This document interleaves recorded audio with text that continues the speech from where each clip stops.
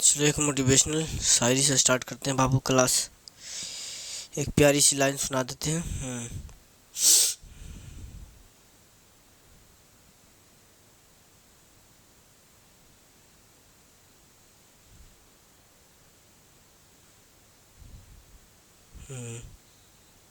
चलो कहाँ एक प्यारी सी लाइन है। चलो यही सुना देता हूँ कि तीर को भी आगे छोड़ने से पहले पीछे खींचना पड़ता है। कि तीर को भी आगे छोड़ने से पहले पीछे खींचना पड़ता है। उसी तरह से अच्छे दिनों के लिए बुरे दिनों से लड़ना पड़ता है। अगर मान लिया जाए आपकी लाइफ में कभी भी बुरे दिन आए या फिर डिफ़िकल्ट सिचुएशन आए तो घबराओ मत, क्योंकि सीधी सी बात है बाबू, कोई भी चीज़ परमानेंट है नहीं। नथिंग इज़ परमानेंट, कोई भी चीज़ परमानेंट है नहीं। दुख हो चाहे सुख हो तो कुछ पल के लिए रहेगा, तो आप उससे घबराइए मत, लड़ने का प्रयास कीजिए। क्या करने का प्रयास कीजिए? लड़ने का प्रयास कीजिए, क्योंकि सब चीज़ परमानेंट होता नहीं है। तो welcome back to my YouTube channel online English Gurukul.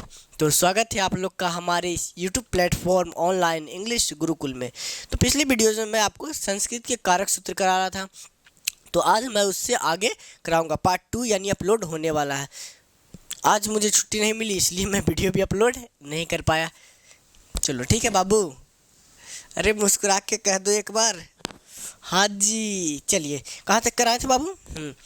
चलो करा दिए थे, करने तृतीया ने करा रहे थे। हाँ, साधकतम कर्णम सूत्र था, इधर दिखाई दे रहा है। साधकतम कर्णम, साधकतम कर्णम। तो इसकी व्याख्या करना है, इसकी क्या करना है हमको? व्याख्या करना है। पहले राइटिंग अक्षर देख लेता हूँ, ब्लर है जी, रुक जाओ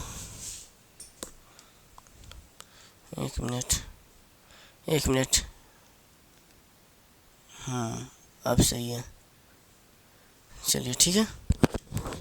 चलिए थोड़ा सा प्रॉब्लम था कैमरा में। साधकतम कर्णम, क्या लिखे बाबू? साधकतम कर्णम, ठीक है, दिखाई दे रहा है ना जी? चलो बाबू, बाकी सब बिल्कुल सही है। कि तू मेरी मोहब्बत है। तो साधकतम कर्णम की बात करें तो क्रिया के साधन को, क्रिया के साधन में, क्रिया के साधन को, साधन को, क्रिया के साधन को करण कारक कहते हैं। करण कारक कहते हैं, करण कारक कहते हैं। क्रिया के साधन को क्या कहते हैं? करण कारक कहते हैं। एवं उसमें तृतीया विभक्ति होती है। एवं उसमें कौन सी विभक्ति होती है? तृतीया विभक्ति होती है। एवं उसमें कौन सी विभक्ति होती है? तृतीया विभक्ति होती है। एवं उसमें कौन सी विभक्ति होती है? तृतीया विभक्ति होती है, ठीक है। क्रिया के साधन को क्या कहते हैं? क्रिया के साधन को क्या कहते हैं? करण कारक कहते हैं। जैसे मैंने बोला, जैसे कि बात करें एग्जाम्पल, एज फॉर एग्जाम्पल, जैसे मैंने बोला बाबू, मैं कलम से लिखता हूँ। मैं कलम से लिखता हूँ। मैं कलम से लिखता हूँ। अच्छा एक बात बताओ, क्रिया के साधन को ने कहा तो मैं क्या हुआ? मैं करता हुआ। एक बार सबसे पहले सब पहचान लो, मैं लिखता हूँ तो ये क्या हुआ? क्रिया हुआ। क्या हुआ? क्रिया हुआ। कोई दिक्कत नहीं। अब तुम लिखता है तो तुम्हारे लिखने का साधन क्या है? तुम्हारे लिखने का साधन क्या है? करण, मतलब कलम। तो ये क्या हुआ आपका? साधन। क्या हुआ बाबू? साधन। कोई दिक्कत है? तो क्रिया के साधन को क्या कहते हैं? करण कारक कहते हैं। क्रिया के साधन को क्या कहते हैं? करण कारक। और करण कारक में कौन सी विभक्ति होती है? तृतीया विभक्ति होती है। बात समझ में आ रही है? अरे हाँ तो हाँ, मेरी मोहब्बत बोल दो। तो करता हम तो प्रथम व्यक्ति होती है, तो इसको अनुवाद करेंगे बाबू तो क्या हो जाएगा? अहम मतलब मैं, एकदम सुंदर से अहम। अब कलम से, तो एक कलम की ने बात कर रहा है, तो एक के लिए एन आभ्याम, क्या बोले? एन आभ्याम और अ आता है। एन आभ्याम और अ, तो अहम कलम से, तो क्या हो जाएगा? कलमेन। क्या हो जाएगा? कलमेन। लिखता हूँ तो ता है, ती है, ते है, कौन लकार? लट लकार। तो हम के साथ आमी, तो लिख के साथ आमी हो जाए तो क्या हो जाएगा? लिखामी। क्या हो जाएगा? लिखामी। अहम कलमेन लिखामी। जैसे मान लीजिए दूसरा लिखते हैं एग्जाम्पल के रूप में, वह गेंद से खेलता है। वह गेंद से खेलता है। तो खेलने का काम कौन कर रहा है? वह। तो वह करता हुआ, अब खेलता है तो ये क्रिया हुआ, इसके खेलने का साधन क्या है? गेंद, तो ये करण हुआ। तो सा मतलब वह। अब गेंद से तो एक गेंद से खेलने की बात करें तो कंदुकेन, क्या बोले? सा कंदुकेन, कंदुक मतलब गेंद होता है। अब खेलता है तो तायत ये लट लकार, तो क्या हो जाएगा? खेलती, या फिर आप लगा सकते हैं क्रीडती। इसमें कोई दिक्कत नहीं। पहले सूत्र में कोई दिक्कत है? पहला की व्याख्या में कोई डाउट है जी? अरे बोल दो, डाउट है तो। डाउट तो बचना नहीं चाहिए बाबू। और जल्दी मैं इसमें बहुत सारा लाइट व्यवस्था करूँगा क्योंकि ये रूम में। चलो अगला सूत्र लिखा दे। अगला है अपवर्गीय तृतीया। अगला है, इसको नीचे अगला कहता है अपवर्गीय तृतीया। अगला सूत्र है बाबू अपवर्गीय, क्या बोले? अपवर्गीय तृतीया, अपवर्गीय तृतीया, अपवर्गीय तृतीया। तो अपवर्गीय तृतीया की बात करें तो कहता है कार्य की समाप्ति, कार्य की समाप्ति, कार्य की समाप्ति, कार्य की समाप्ति एवं कार्य की समाप्ति एवं फल की प्राप्ति, फल की प्राप्ति, फल की प्राप्ति, कार्य की समाप्ति एवं फल की प्राप्ति को अपवर्गीय कहते हैं, को अपवर्गीय कहते हैं। क्या कहते हैं? अपवर्गीय कहते हैं। कार्य की समाप्ति एवं फल की प्राप्ति को क्या कहते हैं? अपवर्गीय कहते हैं। एवं इसमें तृतीया विभक्ति होती है, एवं इसमें तृतीया, क्या बोले? तृतीया विभक्ति होती है। कौन सी विभक्ति होती है? तृतीया विभक्ति होती है। एवं इसमें कौन सी विभक्ति होती है? तृतीया विभक्ति होती है। कार्य की समाप्ति और फल की प्राप्ति को क्या कहते हैं? अपवर्गीय कहते हैं। और अपवर्गीय में कौन सी तृतीया विभक्ति होती है? तृतीया विभक्ति होती है। जैसे मैंने बोला बाबू, जैसे मैंने लिखा राम एक महीने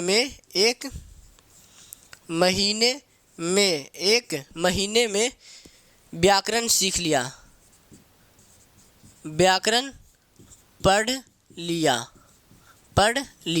तो क्या कहा? कार्य की समाप्ति, यानी जैसे कार्य समाप्त होगा वैसे ही किसकी प्राप्ति हो जाएगी? फल की प्राप्ति। तो क्या करा? कार्य की समाप्ति एवं फल की प्राप्ति को क्या कहते हैं? अपवर्गीय कहते हैं। अपवर्गीय में कौन सी तृतीया? तृतीया विभक्ति होती है। तो कहता है कार्य की समाप्ति, तो राम एक महीने में, यानी जैसे एक महीना समाप्त हुआ होगा राम क्या सीख लिया होगा? व्याकरण सीख लिया होगा। तो एक महीने में ये न रहा इसका अपवर्ग, हाँ, जैसे समाप्त हुआ होगा जैसे सीख लिया होगा। तो इसको अनुवाद करेंगे बाबू, तो राम है तो राम हो गया रामा, राम है तो रामा, क्योंकि राम करता ने, राम एक महीने में ने, तो एन आभ्याम आय, तो मास मतलब होता है महीना, तो मास में एन जोड़ दिया तो क्या बन गया? रामा मासेन, रामा मासेन मतलब एक महीने में। और क्या पढ़ लिया? व्याकरण, तो क्या पढ़ लिया? व्याकरणम। और पढ़ लिया तो पठत, कहा कि भूतकाल का वाक्य किसका है? भूतकाल का। पढ़ लिया पास्ट की बात कर रहा है, किसकी बात कर रहा है? पास्ट की। तो बात समझ में आया? बात समझ में आया? अपवर्गीय तृतीया, अपवर्गीय तृतीया की बात करें तो कार्य की समाप्ति एवं फल की प्राप्ति को क्या कहते हैं? अपवर्गीय कहते हैं। क्या कहते हैं? एक बार मुस्कुरा के बोल दो, तेरे नाम हमने। चलो जी, लिख लिया? अरे ठंडी बहुत है जी, लिख लिया? डर दे? चलो अब इतना दूर हो गया? इतनी दूर में कोई दिक्कत है? नहीं। कभी वो बादल न बरसे तेरे पहलू में रह लूं मैं खुद को पा। ऐसा सबसे ज़्यादा जानते खतरनाक कौन होता है? लड़का तो बेचारा ठीक है होता है, लेकिन लड़की लोग इतना ससुरा की करेगा, मतलब दो बाल ले घींच लेगा आराम से, और ऐसे घींच हमारा देख देख के हंसी बढ़ता है क्लास में, और ये बार बार घींचते रहेगा। टकला इसलिए सही है कि अगला जनजाति, जो अगला हमारा प्रजाति होगा, मतलब जो हमारा फ्यूचरिस्ट मानव होगा, वो सब टकला टकली होगी। तो ना तो बाल ऐसे बाल निकालबे ना करेगी, तो घींचबे ना करेगी, सीधी सी बात है। चलिए अगला है बाबू, क्या है? अब वर्ग तृतीया हो गया बाबू। हाँ, अगला है एनांग विकारा। एनांग विकारा।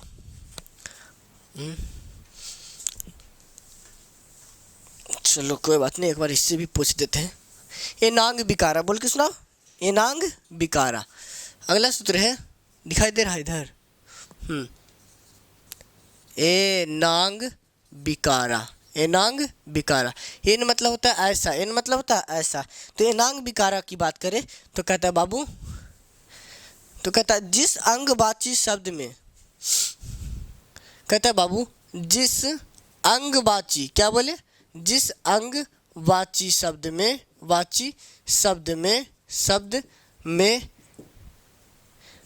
किसी विकार का, किसी विकार का, किसी विकार, विकार मतलब खराबी, विकार का पता चले, पता चले, पता चले, उसमें, उसमें तृतीया विभक्ति होती है। उसमें कौन सी विभक्ति होती है? उसमें तृतीया विभक्ति होती है। कौन सी विभक्ति होती है बाबू? तृतीया विभक्ति होती है, होती है।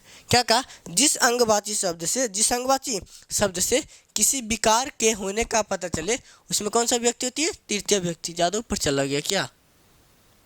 तृतीया विभक्ति होती है। एक मिनट चेक कर लेते हैं। और दिखाई दे रहा है ना जी? तृतीया विभक्ति होती है। जैसे मैंने बोला बाबू, एज फॉर एग्जाम्पल की बात करा मैंने बोला, जैसे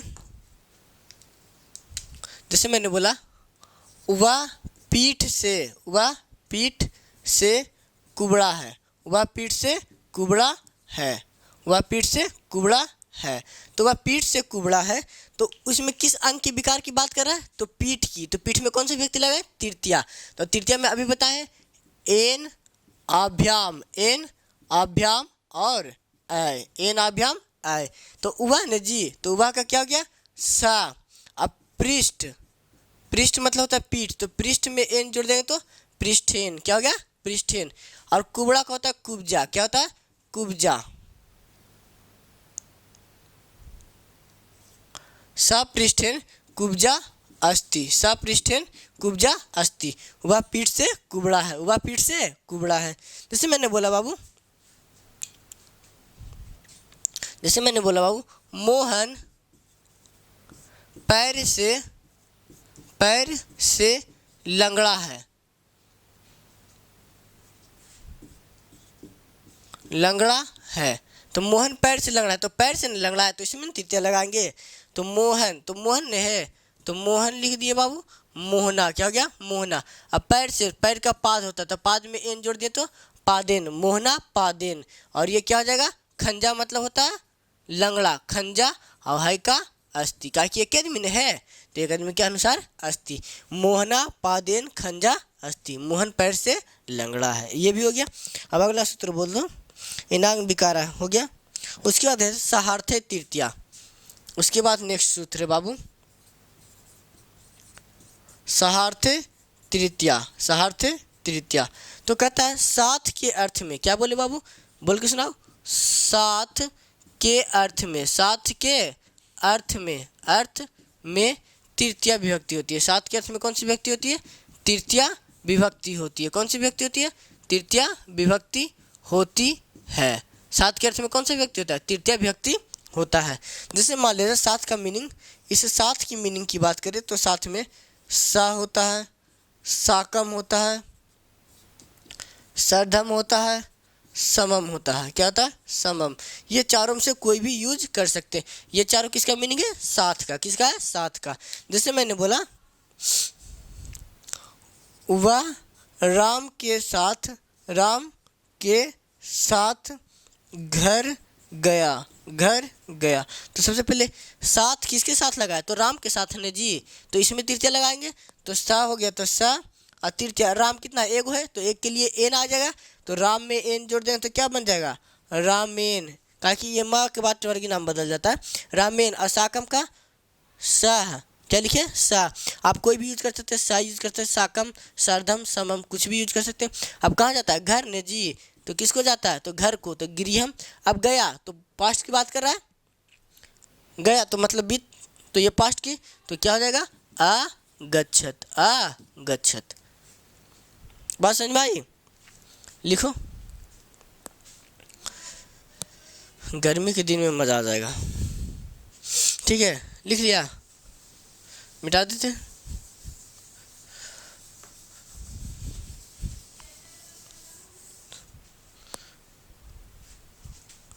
चलो बाबू, ये हो गया। अब इसकी मोहब्बत आगे बढ़ाते हैं, क्योंकि इस बार मुझे कंप्लीट कर देना है पूरा आपका जो भी थी है संस्कृत सूत्र, जितना भी आता है 25 गो है, 25 गो 30 गो जो भी रहे सब कंप्लीट कर देना है। चलो बाबू, जल्दी से मिट रहे तब नहीं जी, जल्दी डिजिटल बोर्ड तुम लोग सपोर्ट ही नहीं कर रहा है कस के। सपोर्ट करो जल्दी एकदम कस के, जितना पढ़ा रहे उतना जब पढ़ लिया तो पक्का विश्वास है कि गारंटी है कि पास हो जाएगा। चलिए अगला सूत्र है बाबू, हो गया सार्थ तृतीया, संप्रदान चतुर्थी, संप्रदान चतुर्थी। अगला कहता है संप्रदान चतुर्थी, संप्रदान चतुर्थी, संप्रदान चतुर्थी। तो संप्रदान कारक के अर्थ में क्या बोले बाबू? संप्रदान कारक के अर्थ में, संप्रदान कारक के अर्थ में, कारक के अर्थ में, के अर्थ में, अर्थ में चतुर्थी विभक्ति होती है। कौन सी विभक्ति होती है? चतुर्थी विभक्ति होती है, चतुर्थी विभक्ति, विभक्ति होती है। संप्रदान कारक के अर्थ में कौन सी विभक्ति होती है? चतुर्थी विभक्ति होती है। संप्रदान कारक के अर्थ में कौन सी विभक्ति होती है? चतुर्थी विभक्ति होती है। फिर से लगता है ऊपर चले जाते हैं, अरे पढ़ाते वक्त समझ में नहीं आता है बाबू, सीधी सी बात। संप्रदान कारक के अर्थ में कौन सी विभक्ति होती है? चतुर्थी विभक्ति। ये सब हटाना पड़ जाएगा मुझे। संप्रदान, सबसे पहले मान ले जाए संप्रदान कारक कहते किसको? कहते किसको? पहले वो समझाते। तो संप्रदान कारक की बात करें बाबू, तो जिसके लिए कुछ किया जाए, जिसके लिए कुछ किया जाए, या फिर जिसे कुछ दिया जाए, या फिर जिसे कुछ दिया जाए परंतु वापस लेने की भावना ना हो, उसे क्या कहते हैं? संप्रदान कारक। क्या कहते हैं? संप्रदान कारक। फिर से बोलो, जिसके लिए कुछ किया जाए या फिर जिसे कुछ दिया जाए परंतु वापस लेने की भावना ना हो, उसे क्या कहते हैं? संप्रदान कारक कहते हैं। जैसे मान लीजिए, लिख बाबू, जैसे कि एग्जाम्पल की बात करें, जैसे मैंने बोला माता बालकों के लिए, इसका चिन्ह क्या था? को के लिए फल लाती है, फल लाती है। अच्छा एक बात बताओ, सबसे पहले ये कौन सा लकार है? लट लकार। तो यहाँ पे कितना है? माता, तो एक की बात कर रहा है, तो बालकों के लिए, तो को के लिए इसमें ना संप्रदान लगेगा, संप्रदान इसमें। अब फल लाती है तो ये लट लकार। तो चतुर्थी में होता है बाबू आय। क्या होता है? आय। एक के लिए, दो के लिए आभ्याम। क्या होता है? आभ्याम। दिखाई दे रहा है इधर, आय आभ्याम। और एक होता है एभ्या। क्या होता है? एभ्या। क्या होता है? एभ्या। आय एक के लिए, आभ्याम दो के लिए, एभ्या अनेक के लिए, अनेक के लिए। बात समझ में आ रही है? चलिए अब कहता है माता बालकों के लिए, तो माता है तो लिख दिया माता, माता। अब बालकों के लिए, तो एक बालक की एक से ज़्यादा, तो एक से ज़्यादा, तो एक से ज़्यादा के लिए एभ्या, तो बाल केभ्या। क्या हो गया? बाल केभ्या, बाल केभ्या। अब क्या लाती है? फल लाती है, तो फलम। लाती है तो आन यति, आन यति। जैसे मैंने बोला बाबू दूसरा में, वह मेरे लिए, वह मेरे लिए, वह मेरे लिए, वह मेरे लिए घर जाता है, वह मेरे लिए घर जाता है। तो वह मेरे लिए, तो वह क्या हो गया? सा। क्या हो गया? सा। अब मेरे लिए तो लिखाए थे अहम का, अहम अबाम व्यायाम माँ अहम, तो अहम मेरे लिए न जी, तो के लिए, लिए के लिए कौन? चतुर्थी।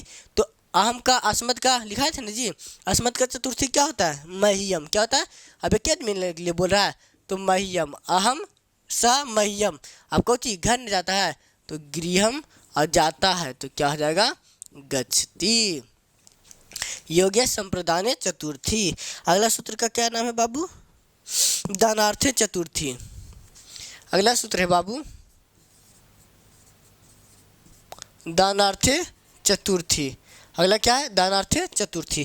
कहा जाता है बाबू दान के अर्थ में, किसके अर्थ में? दान के अर्थ में, दान के अर्थ में चतुर्थी विभक्ति होती है। कौन सी विभक्ति होती है? चतुर्थी विभक्ति होती है। दान के अर्थ में कौन सा विभक्ति होता है?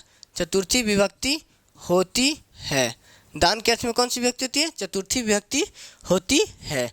तो दान के अर्थ में कौन सा विभक्ति? चतुर्थी विभक्ति होती है। दान के अर्थ में कौन सा विभक्ति? चतुर्थी विभक्ति होती है। हो दिल तेरे नाम मेरी जान तेरे नाम। तो दान के अर्थ में जैसे मैंने बोला बाबू, राजा गरीबों को धन देता है। धन देता है तो दान दे रहा है। क्या दे रहा है? राजा गरीबों को धन देता है। तो धन देने का काम कौन व्यक्ति? एक ही व्यक्ति कर रहा है। देता है लट लकार है। तो राजा है, तो राजा क्या है? राजा। अब धन क्या दे रहा है? गरीबों को न जी, तो इसमें चतुर्थी लगेगा। तो ये एक गरीब है कि एक से ज़्यादा? तो एक से ज़्यादा है, तो एक से ज़्यादा के लिए एभ्या। तो दिन मतलब होता है गरीब, दिन मतलब गरीब। तो दिन में एभ्या जुड़ेंगे तो दिनेभ्या। क्या हो जाएगा? दिनेभ्या। और क्या देता है? धन ने, तो धनम। क्या बोले? धनम देता है, तो क्या आ जाएगा? ददाती। काशी एक आदमी दे रहा है। बात समझ में आया? अगला सूत्र लिख लो। ओ दिल तेरे नाम मेरी जान तेरे नाम। इत्यम भूत लक्षण, कोई दिक्कत नहीं, जो जन्ने भी रहे। इत्यम भूत नहीं जी, यद इत्यम भूत लक्षण। अब इसकी व्याख्या करते हैं। तो जिस लक्षण विशेष से, क्या बोले बाबू? जिस लक्षण विशेष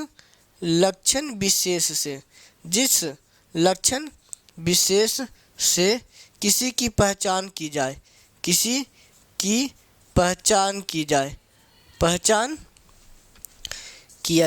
जिस लक्षण विशेष से किसी की पहचान किया जाए, उसमें तृतीया विभक्ति होती है। उसमें कौन सी विभक्ति होती है? तृतीया विभक्ति होती है। तृतीया विभक्ति होती है। जिस लक्षण विशेष से किसी की पहचान की जाए, उसमें कौन सी विभक्ति होती है? तृतीया विभक्ति होती है। और दिल तेरे नाम मेरी जान तेरे नाम। जिस लक्षण विशेष से किसी की पहचान की जाए, उसमें कौन सी विभक्ति होती है? तृतीया विभक्ति होती है। जैसे मैंने बोला बाबू, वह जटाओं से तपस्वी मालूम पड़ता है।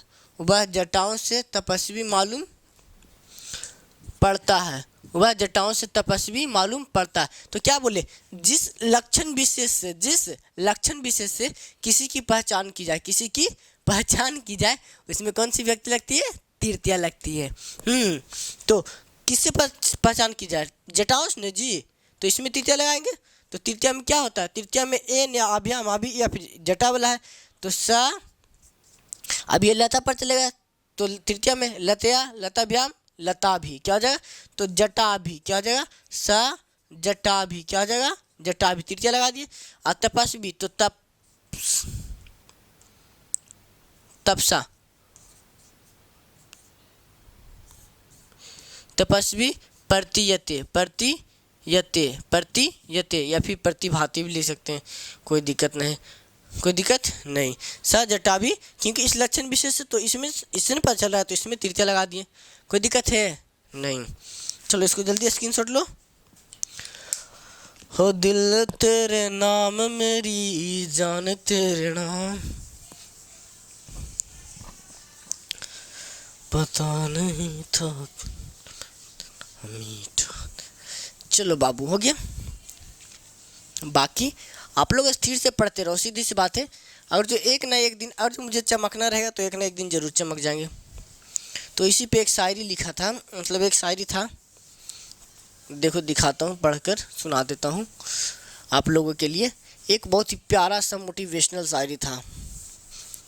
चलो जल्दी से सुना देते हैं। अरे 24-29 मिनट में क्या पढ़ाते हैं? कुछ नहीं पढ़ा पाते हैं बाबू जब तक के। और जो आप इंटर में ऑफलाइन पढ़ना चाहते हैं इंग्लिश, तो देखो मैं किसी भी सब्जेक्ट को उतना अच्छे तरीके से। सी बात है, मेरे टीचर कहा करते थे कि कुछ लोग होते हैं जिनको घमंड होता है कि नॉलेज में, अगर वो नॉलेज पे घमंड करता है तो उससे बड़ा मूर्ख ज़िंदगी में कोई नहीं है। अगर आप अपनी विद्या पे घमंड कर रहे हो तो आपसे बड़ा मूर्ख ज़िंदगी में कोई है ही नहीं। मेरे टीचर है जो कि अच्छा 15 से 20 साल का एक्सपीरियंस है टीचर का। वो आज तक कि क्या बोलते हैं कि मैं इस सब्जेक्ट का क्या हूँ, स्टूडेंट हूँ। ये नहीं बोलते कि मैं इस सब्जेक्ट में रिसर्च करता हूँ, ये करता हूँ, वो करता हूँ। नहीं, सीधी सी बात है, वो बोलते हैं मैं इस सब्जेक्ट का स्टूडेंट हूँ। प्रोफेसर ने इतनी औकात है ही नहीं। लेकिन कुछ लोग होते हैं कि बोलते हैं कि विद्या में कभी भी घमंड नहीं करना, और मैं यही चाहता हूँ माँ सरस्वती से हमेशा कि मुझे कभी भी ज़िंदगी में घमंड ना आए।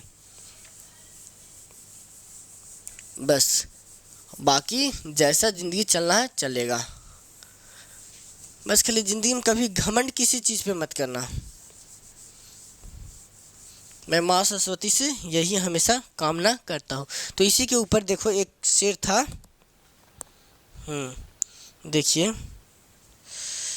कहाँ गया जी, एक शेर था,